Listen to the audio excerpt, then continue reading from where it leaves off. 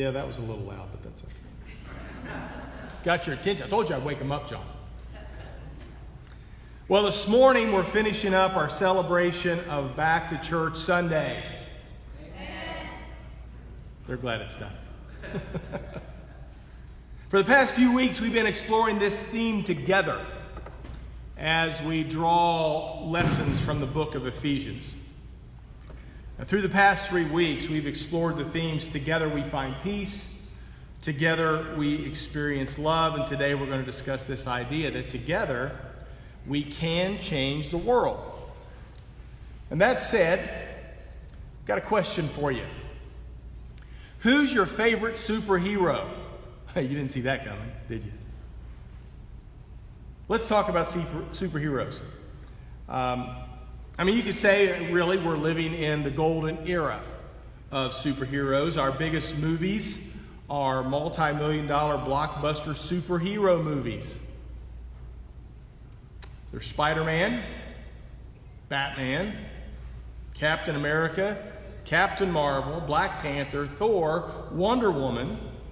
There's the Avengers, the Justice League, the Guardians of the Galaxy, the Incredibles, and there's even Ant-Man and Aquaman and Shazam have their own movies. Seems like everybody loves superheroes, and I get it. They're fun. They're the embodiment of our imaginations. Who wouldn't want to have some superpower that you could take out every now and then and just zap, right? They fight for good. They defeat evil. They restore justice. They save the world. And those are all good things. But I'm going to say that the world doesn't need any more superheroes. What the world needs more of than superheroes are more Mr. Rogers. So in true superhero style, let's do a superheroes versus Mr. Rogers showdown. Y'all ready? Let's just compare the two.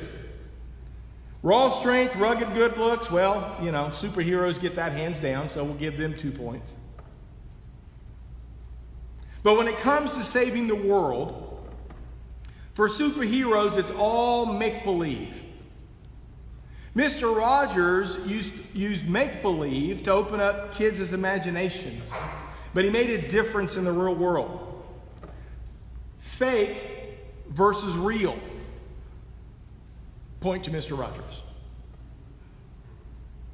Superhero pride and arrogance versus Mr. Rogers' quiet, humble attitude. Again, I'm going to go with Mr. Rogers. Every day, in his own soft-spoken, friendly way, Mr. Rogers told kids they were special. I like you just the way you are, he'd say. In fact, he got into TV because he didn't like the way that TV and the culture were treating kids. Well, let's do one more. Superhero independence or Mr. Rogers' cooperation. Okay, so many superheroes, they have a sidekick, and lots of them have learned that they need to team up with the other superheroes to overcome and beat the bad guys. But Mr. Rogers built his entire career out of making others feel welcome and included. He didn't put others down. He always lifted them up. And so Mr. Rogers takes this category too. So does the world need more superheroes? Well, I'd say right now we've got plenty of those. What the world needs more of is Mr. Rogers. And by the way, it's no coincidence that Fred Rogers was an ordained pastor. The principles that he built his show on and the characteristics he lived out were Christ-like. The world needs more Mr. Rogers because the world needs more Jesus Christ.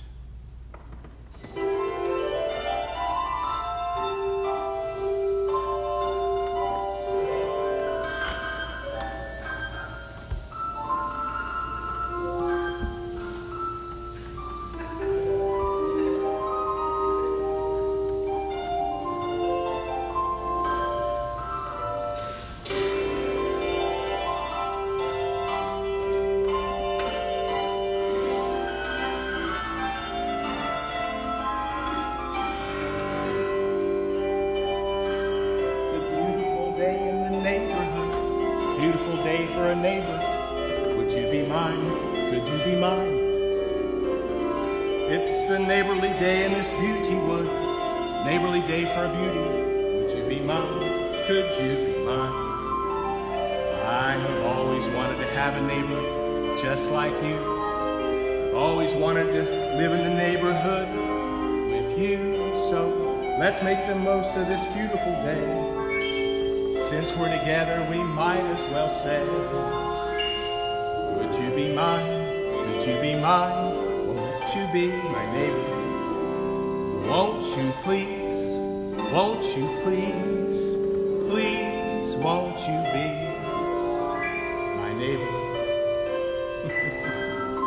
Little something different for you this morning. Okay, so not everybody can see what you were doing when you sat down. I put my shoes. So step out so they can see that you put I had to get my sneakers on and my sweater, right?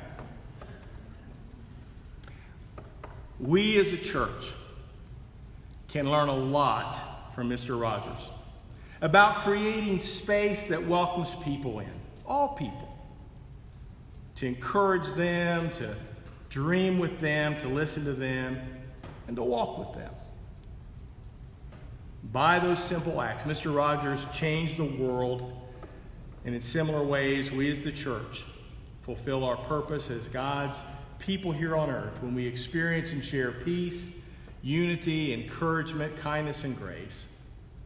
Or to maybe summarize it even more, we fulfill our purpose when we experience and live out God's love together and share it with the world around us.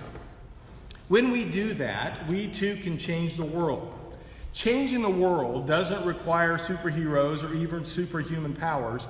It just requires consistent choices to follow Christ daily and to walk together on the journey as he leads us on. Well, our key passage, we're still in Ephesians this morning, is found in Ephesians chapter 4, verse 32 through chapter 5, verse 2. And so follow along as I read. Again, glad to have so many of you watching with us this morning. Say hi, amen, all that kind of stuff. Kathleen, we're praying for you and for your injury. I hope you get well soon. God bless you. Ephesians chapter 4, verse 32 says, be kind to each other, tenderhearted, forgiving one another, just as God through Christ has forgiven you. Imitate God, therefore, in everything you do, because you are his dear children. Live a life filled with love, following the example of Christ. He loved us and offered himself as a sacrifice for us, a pleasing aroma to God. Well, I want to share with you this morning 3 ways that we can change the world for Christ. And the first is dream big and act small. Dream big and act small. I think Mr. Rogers must have been familiar with these verses.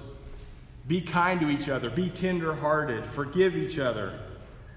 Often when we think about making an impact in the world, changing the world, we get hung up about these big acts, these superhero kinds of things, or at least the kinds of things done by human outliers. You know, you hear about people like Thomas Edison or Albert Einstein, Nelson Mandela, Steve Jobs. But I want you to listen to that list again. It says, be kind, be tender-hearted, forgive each other. Those are fairly simple acts. They may not always be easy, but they can be easy. Sometimes as easy as just a smile or a question or 5 minutes to listen. Even those kinds of efforts, when multiplied by many people consistently over time, build into a powerful force. Think about the people who have changed history for better or for worse. Mozart, Da Vinci, Martin Luther King Jr., Billy Graham, Walt Disney, the Beatles. I thought somebody would amen that. I'm sure you could mention and name a lot of people that have made a big impact. But I want you to ask yourself 2 questions about these impactful people. First, he or she may be known for a single one big impact moment But what were the steps along the way that got them there? It wasn't spur of the moment, was it? And then secondly, did they act alone? In every case where the change was for good, we see small steps in people who didn't act alone. Even if some of their work was individual, they didn't live in isolation. Other people influenced them, partnered with them, walked alongside them, and played a role in their accomplishments. I think we get too hung up on viewing changing the world as some giant mission. We think for it to be real and meaningful, it has to be big and impressive change. Too often we fall into negative comparisons of our everyday life. We compare our life to these single grand accomplishments, and we look out on social media and we forget that what we're seeing on social media of other people's lives is just the highlight reel. They have all kinds of bad stuff happening to them too. And sometimes, you know what? They actually just have a boring day. The reality is that most powerful changes are slow and steady.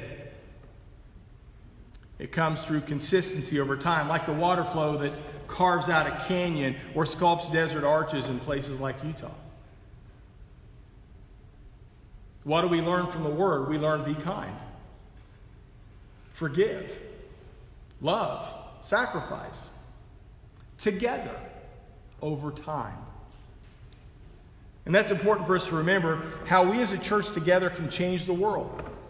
The church gives us a place to find support, co-laborers, and even cheerleaders in our steps to change the world. The church gives us a safe place where we can dream big and plan for big ideas. But the church also gives us the support and accountability we need to act small, to consistently take the incremental steps needed to get there, to journey and grow together to become the authentic people God has created and called us to be. In the latter chapters of Ephesians, Paul writes to the church at Ephesus about what it takes to impact the world around them.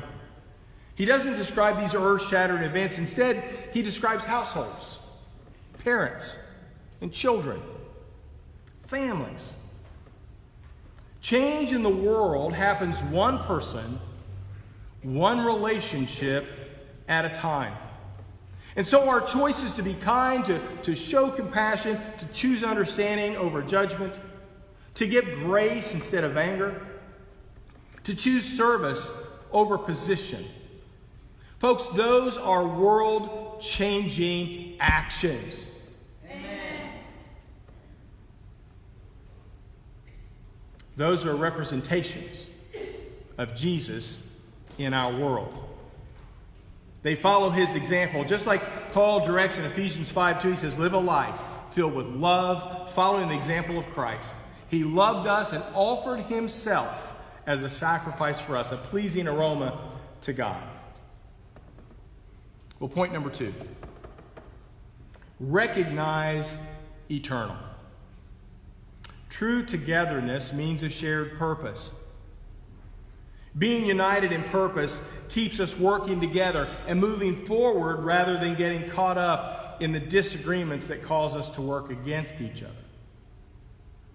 Paul warns the church in Ephesus that they need to be prepared to fight for their community. In the same way, we must be united against evil and be ready to fight against division. We need to be proponents of togetherness, of unity and community. In Ephesians 6, Paul instructs the believers to put on the full armor of God and not to fight against each other or even fight against outsiders, but to stand against evil and to become one in the battle for the hearts and souls of the world. He says this, finally be strong in the Lord and in his mighty power. Put on the full armor of God so that you can take your stand against the devil's schemes. For our struggle is not against the flesh and blood, but against the rulers, against the authorities, against the powers of this dark world, and against the spiritual forces of evil in the heavenly realms. When we know that the real battle is a spiritual one, it helps put the rest in perspective. Is what we disagree about really worth fighting over? Is the person who disagrees with us are they an idiot? Are they a loser? Are they your arch enemy, your nemesis? Or is a fellow sinner? Or are they a fellow sinner that just needs God's grace and salvation, just like we do? How can we keep our focus on the eternal and maintain unity? Because the battle is not about what's temporary or finite. Even when we can't see it or understand it, we know the real battle is about the eternal, things that last forever. And so notice that in Paul's description of our metaphoric armor, he highlights prayer as a tool and a weapon. He says, and pray in the Spirit on all occasions with all kinds of prayers and requests. With this in mind, be alert and always keep on praying for all the Lord's people. Besides a way to bring our requests and needs and desires to God, prayer is a great way to refocus our attention on what is eternal. We are shaped by it as we connect with God and realign our spirits with His. And the third point is this: we need to stay connected. Even when we recognize the eternal, changing our world together takes some effort. It requires connection. Looking at another Bible letter to a different group of believers in Hebrews chapter 10, it says, let us hold unswervingly to the hope we profess, for he who promised is faithful. And let us consider how we may spur one another on toward love and good deeds, not giving up meeting together as some are in the habit of doing, but encouraging one another, and all the more as you see the day approaching. An important part of life for us as the church is getting together. And that can mean physically gathering for worship or study or fellowship. Unfortunately, there's a lot of things that can interfere with that. Schedules, commitments, disagreements. The list goes on and on. It can be easy to let our time at church together get squeezed out. But one thing I've learned over time is that we always find time for what's important.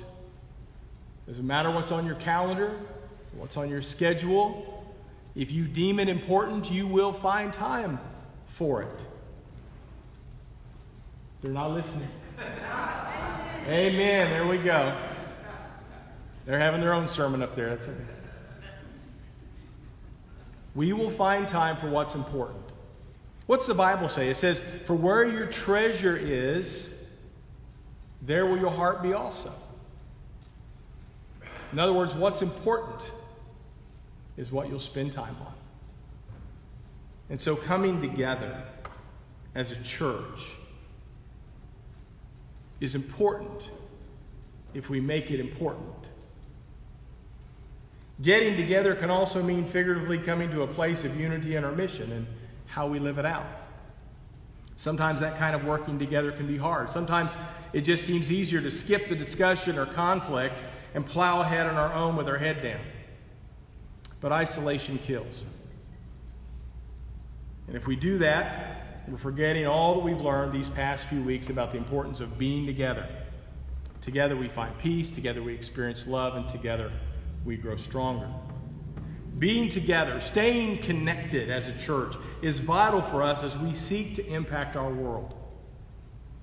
Even Jesus, God himself, surrounded himself with a group of people.